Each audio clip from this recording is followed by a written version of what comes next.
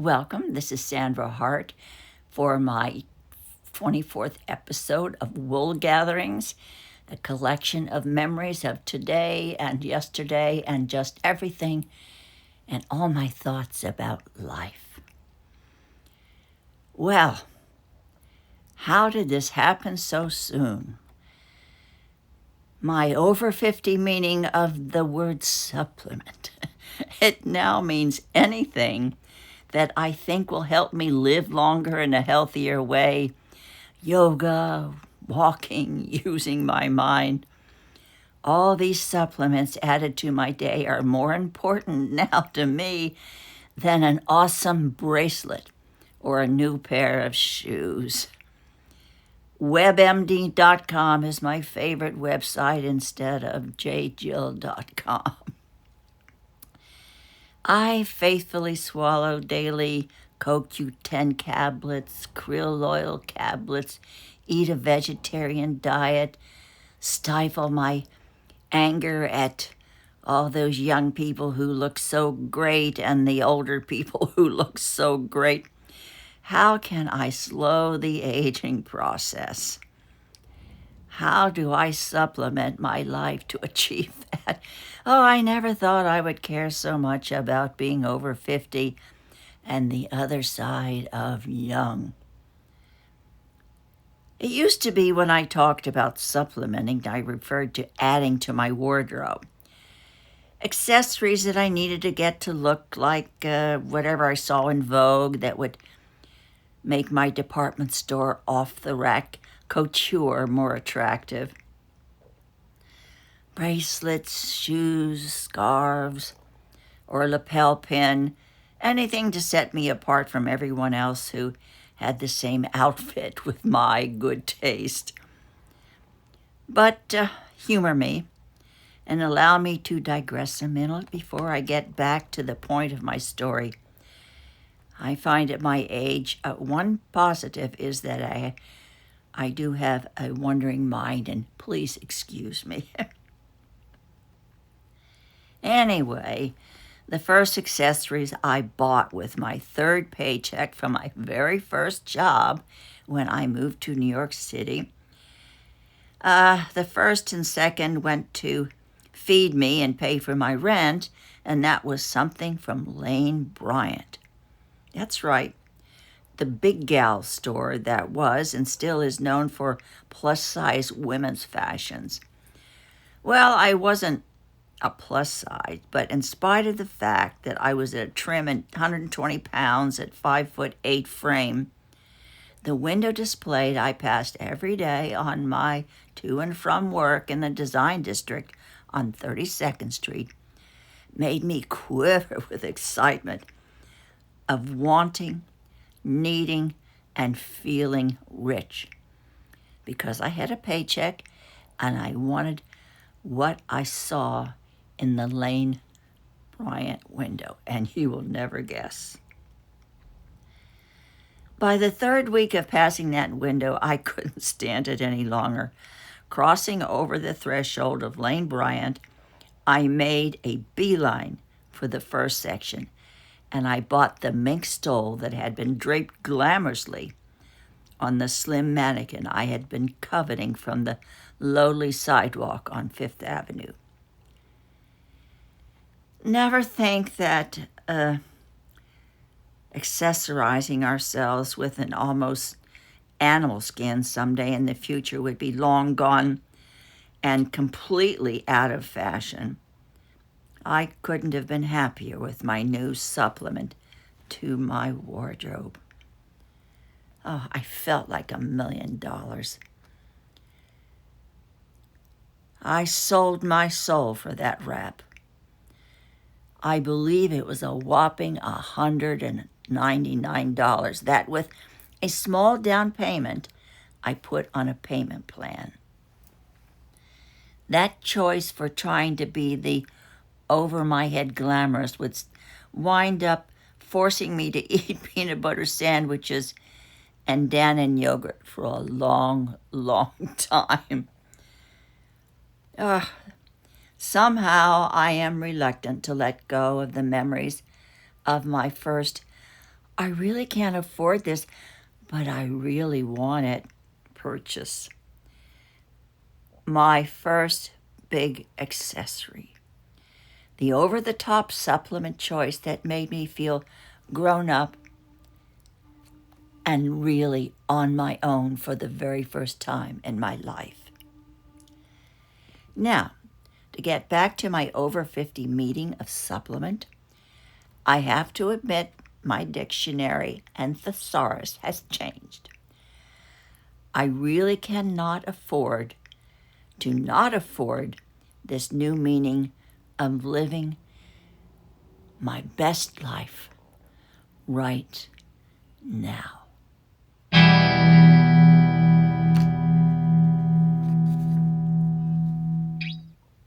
Martha Stewart, go home, please. I really need a rest. Back then, way back in, I think probably in the 1990s, we were in the middle of packing up for the summer and traveling north for the snowbird flight we'd been making for the last 10 years, and that's from Miami right back to New York City. My wings were getting rather weary of leaving one nest for the other, and I was longing to simplify my life and roost only in one nest and start living with the things that really mattered to me.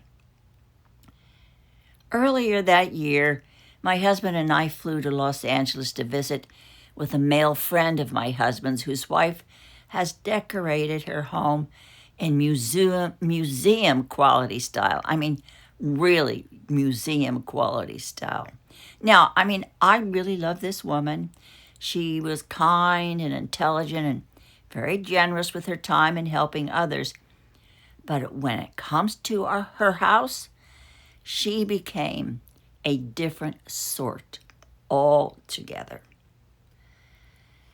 So it was no surprise as we all showered that evening to go out when I heard a scream that rang from the cathedral ceilings and back again. As she ran down the hall, I could hear her high heels click, click, clicking until I could hear her say, "What? How could he? Arthur is using the guest bathroom? Nobody uses the guest bathroom." As I opened the door, scared to death, draped in an ordinary towel I found in the guest bathroom, I saw my husband standing there like a sheep-faced child, caught in a dastardly deed. Our hostess quickly went into the coveted, never-ever-used guest bathroom and proceeded to wipe the faucet spotless and clean up the chaos that my husband made of her perfect-to-look-at room. How dare he? Well, that experience started me thinking about what type of person I was and forced me to look into the mirror, perhaps at my own idiosyncrasies. I learned a really valuable lesson in Los Angeles that time. Mainly, the most important was to be a more forgiving wife. And better yet, how to be a more compassionate wife. I had forgotten in my quest to be Martha Stewart that hugging a mop is not as much fun as hugging a husband.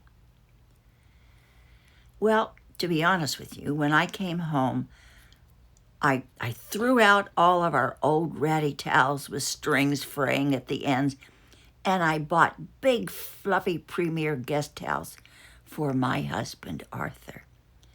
Who cares if our bathroom floor becomes like the Nile River after he showers? Or if I slip into the commode in the middle of the night because you-know-who forgot to put down the lid?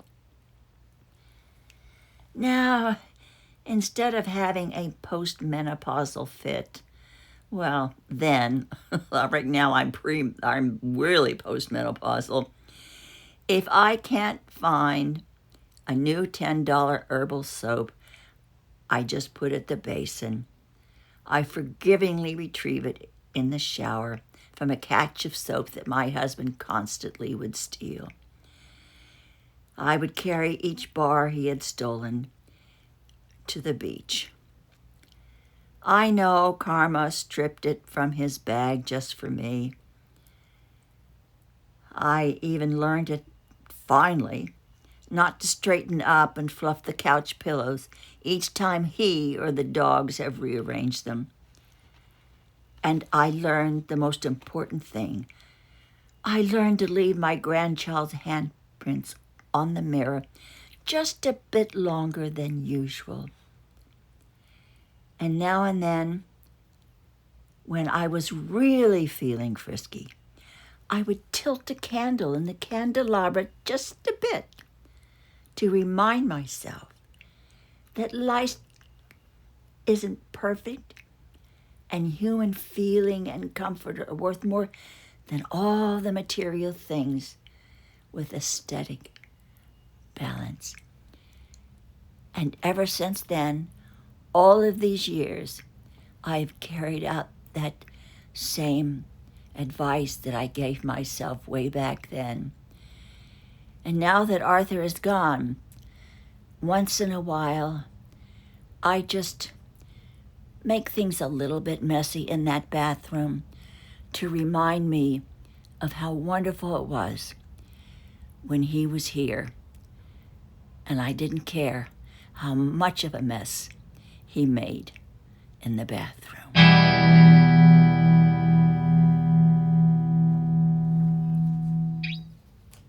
I still can't believe I did it. A younger friend of mine, I hate to tell you how younger she is, but she could be my daughter, suggested that I had to join her in a Lance Armstrong 5K race.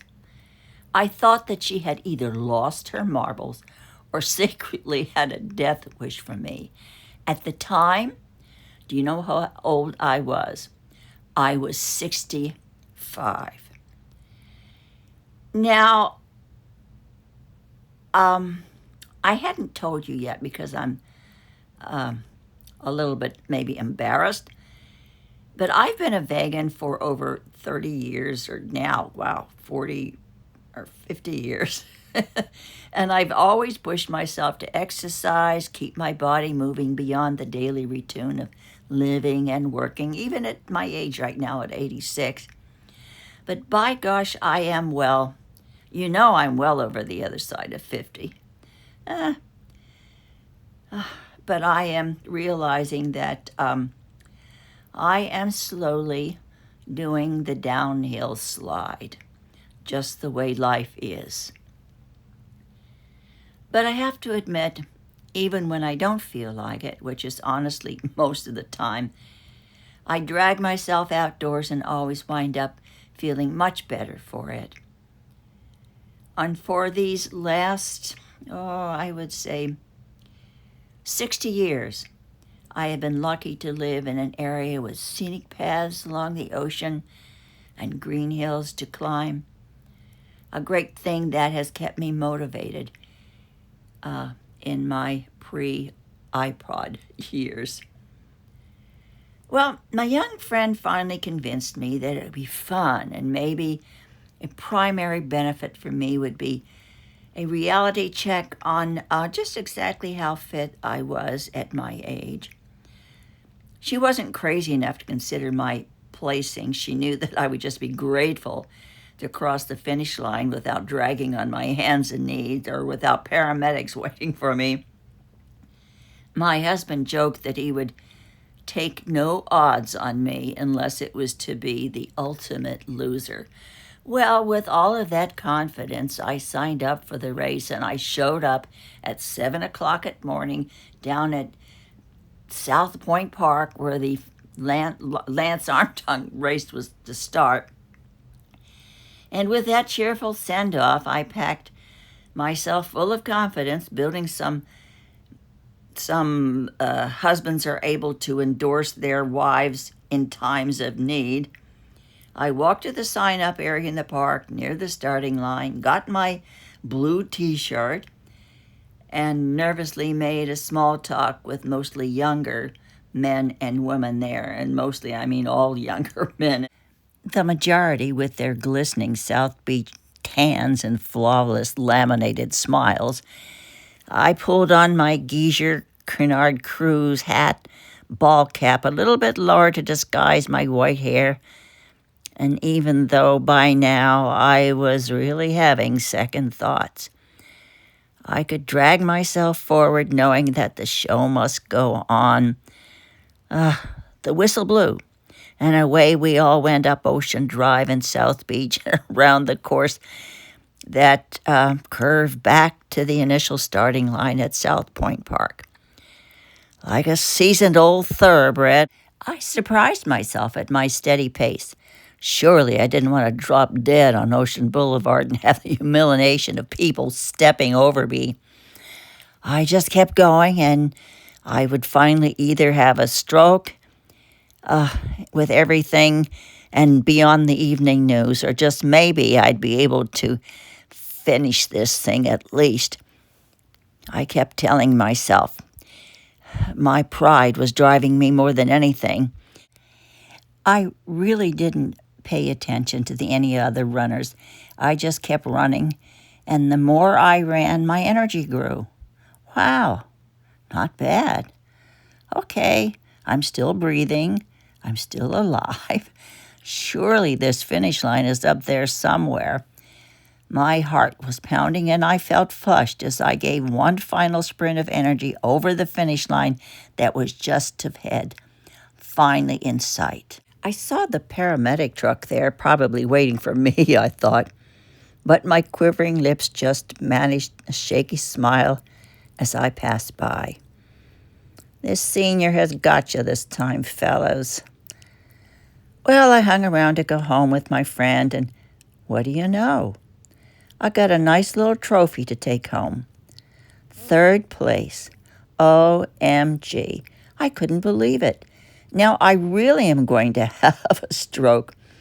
Not bad for an old gal of 65. I even surprised myself. Well, I was feeling pretty heady for a few weeks until I got an email from an old high school classmate who was biking with her husband through Europe and loving the daily challenges of miles and of miles of valleys and hills and mountains. Oh well, short-lived glory is better than none at all. Well, that is my wool gathering for this week. Thank you so much for joining me, and I hope you'll come back soon to reminisce with me about memories, today's thoughts, and everything that maybe you are thinking too today.